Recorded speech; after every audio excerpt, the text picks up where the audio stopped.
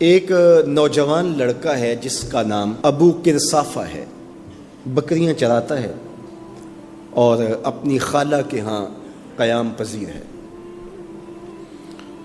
تو ایک دن اس نے حضور کو دیکھ لیا اور خوش قسمتی کے حضور نے بھی اسے دیکھ لیا۔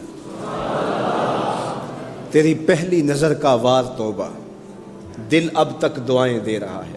تو اب اس کو سب بکریاں بھول گئیں، وہ بکریاں لاتا ہے اور چراگاہ میں چھوڑتا ہے اور آ کے حضور کی مجلس میں بیٹھ جاتا ہے۔ ایک دن خالہ کو پتہ چل گیا کہ یہ تو سارا دن وہاں بیٹھا رہتا ہے، تو اس نے سختی سے منع کر دیا کہ تم وہاں نہیں جاؤ گے۔ اب ایک دن تو کاٹا، دو دن کاٹے، لیکن برداشت نہیں ہوتا۔ آ کے اپنی ماں کو اور خالہ کو بٹھا کے ابو کرصافہ کہنے لگے، نوجوان لڑکا ہے، کہ میں تمہاری بات مان لیتا ہوں، نہیں جاؤں گا، لیکن ایک بات تم میری مان لو۔ انہوں نے کہا کیا؟ کہا ایک بار تم میرے ساتھ چلو تو صحیح، اس کے بعد اگر تم نے روکا تو رک جاؤں گا، ایک بار تم نے میرے ساتھ جانا ہے۔ انہوں نے کہا ٹھیک ہے، ہم چلے جاتے ہیں۔ حامی بھر لی، خیال تھا کہ ٹھیک ہے اس کی کہنے پہ ہو آتے ہیں، اور اس کے بعد جو ہے وہ اس کو پھر زور بھی دینا پڑے گا، اس کی شرط پوری ہو جائے گی۔ اب ابو کرصافہ اپنی ماں کو، اپنی خالہ کو لے کر حضور کی دہلیز پہ پہنچا۔ کچھ دیر بیٹھے اور واپس چلے تو اسے بے چینی تھی کہ اب یہ کیا بولتے ہیں، چونکہ اس کا مستقبل بھی اس پہ لگا ہوا تھا۔ اب اس کے دل کی دھڑکنیں تھم رہی ہیں کہ پتہ نہیں میری ماں کیا بولتی ہے، میری خالہ کیا بولتی ہے۔ تو ابو کرصافہ کی خالہ نے بول کے کہا ما رأینا مثل ھذا الرجل، زندگی میں ایسا سونا بندہ دیکھا ہی نہیں۔ لکھاں لوگ آئے زمانے تے، محبوب خدا جیا کوئی نہیں۔ لکھاں لوگ آئے زمانے تے، محبوب خدا جیا کوئی نہیں۔ لکھاں سونے بن بن بہندے نے، او دی خاک پا جیا کوئی نہیں، او دی خاک پا جیا۔ اور اعظم چشتی مرحوم ساری زندگی حیرت میں گزار دیتے ہیں اور لکھتے ہیں کہ سمجھا نہیں ہنوز میرا عشق بے ثبات، سمجھا نہیں ہنوز میرا عشق بے ثبات۔ تو کائنات حسن ہے یا حسن کائنات؟ تو کائنات حسن ہے یا حسن کائنات؟ احسن وجہن، ابو کرصافہ کتنا سونا چہرہ تھا، کتنا سونا چہرہ تھا۔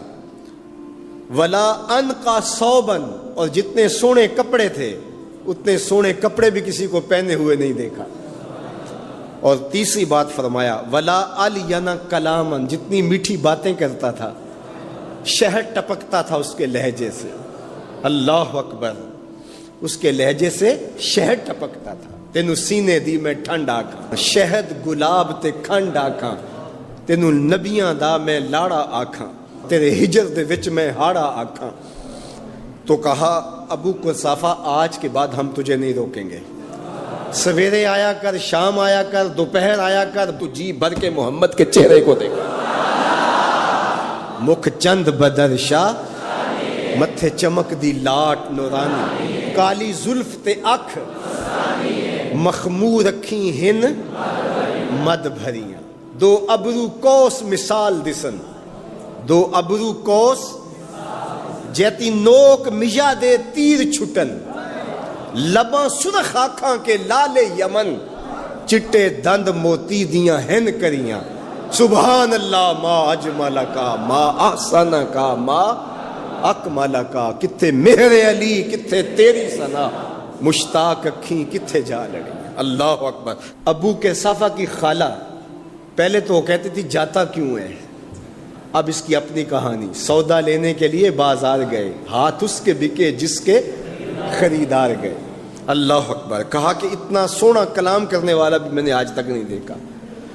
پھر کہا ابو کرصافہ کیا کہوں، لگتا تھا اس کے چہرے میں سورج گھوم رہا ہے، ایسا حسین تھا، ایسا سونا تھا۔ تو المجادلہ کے اندر اتنا ادب سکھایا، یا ایھا الذین آمنوا اذا ناجیتم الرسول فقدموا بین یدی نجواکم صدقہ، اے ایمان والو جب میرے نبی علیہ السلام سے بات کرنے کا ارادہ ہو تو ایسے نہ آ جایا کرو، پہلے گھر جاؤ، پھر صدقہ لو، پھر فقیر ڈھونڈو، پھر خیرات کرو، پھر میرے نبی کی چوکھٹ پہ آؤ، تمہیں پتہ چلے کس بارگاہ میں جا رہے ہیں۔ جس طرح نماز سے پہلے وضو کیا جاتا ہے، حضور سے ملاقات کرنی ہے تو پہلے صدقہ کرو۔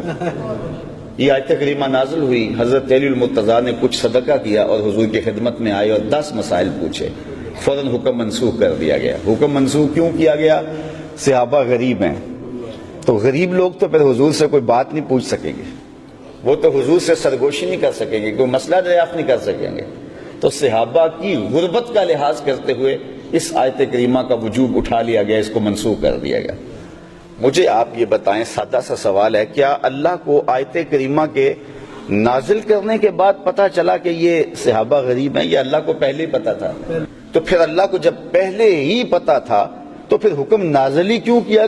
تو اس سے ایک شعور دینا مقصود تھا کہ تمہاری غربت کا لحاظ رکھتے ہوئے حکم واپس لے رہے ہیں، ورنہ میرے محبوب کی آبرو کا تقاضا یہ ہے کہ پہلے صدقہ کیا کرو، پھر میرے محبوب کی چوکھٹ پہ آیا کرو۔ تو یہ بتائیے کتنی حساس اور کتنی نازک بارگاہ ہے۔ اور پھر آگے ارشاد فرمایا اسی صورت میں، اے ایمان والو میرے نبی کی آواز سے آواز بھی اونچی نہ کرو، اگر تمہاری آواز بھی اونچی ہو گئی عمل ضائع کر دوں گا اور تمہیں خبر بھی نہیں ہونے دوں گا۔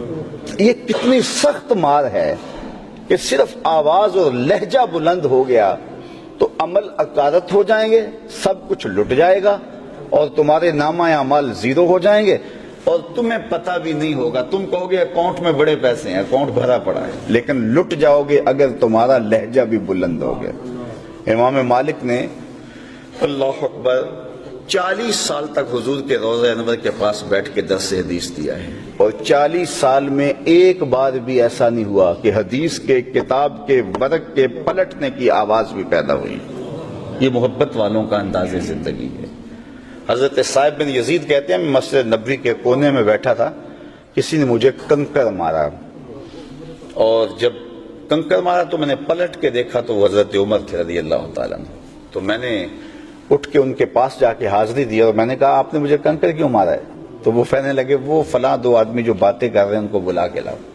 تو میں ان کو بلا کے لے گیا۔ حضرت عمر نے ان سے پوچھا تم کہاں کے رہنے والے؟ انہوں نے کہا جی ہم طائف سے آئے ہیں۔ تو حضرت عمر نے فرمایا اگر تم اہل مدینہ سے ہوتے میں تمہیں سزا دیتا، تم بلند آواز سے بول رہے ہو، جانتے نہیں یہ مسجد رسول اللہ کی ہے؟ تو یہ اتنی نازک اور اتنی حساس بارگاہ ہے۔ علامہ اقبال علیہ رحمہ تو کہا کرتے تھے کہ لوگ باتیں کرتے ہیں، میں تو یہ بھی گوارا نہیں کرتا کہ کوئی یہ کہے کہ تیرے پیغمبر کے کپڑے بھی میلے تھے، میں تو اس کے بھی گوارا نہیں کرتا۔ وہ شاعروں کا ایک مزاج ہوتا ہے نا، تو کوئی بندہ گیا ایران تو واپس آیا تو اقبال سے ملا، تو فارسی زبان تو بڑی میٹھی ہے، تو وہ کہتے ہیں فارسی شکر کی طرح میٹھی ہے۔ تو وہ باتوں باتوں میں اس نے علامہ اقبال سے کہا کہ فارسی تو پھر فارسی ہے، عربی تو اونٹوں کی زبان ہے۔ تو اقبال جو بڑی محبت سے باتیں سن رہے تھے اور ادب پہ گفتگو کر رہے تھے، اٹھ کے کھڑے ہو گئے، رنگ سرخ ہو گیا، کہا نکل جا یہاں سے، تو میرے رسول کی زبان کو اونٹوں کی زبان کہہ رہے۔ تو یہ غیرت عشق رسول ہوتے، یعنی اتنی بات بھی اہل محبت کے لیے گراں ہوتی ہے، اور عقیدتوں کے رشتے کتنے نازک اور کتنے حساس ہوتے ہیں۔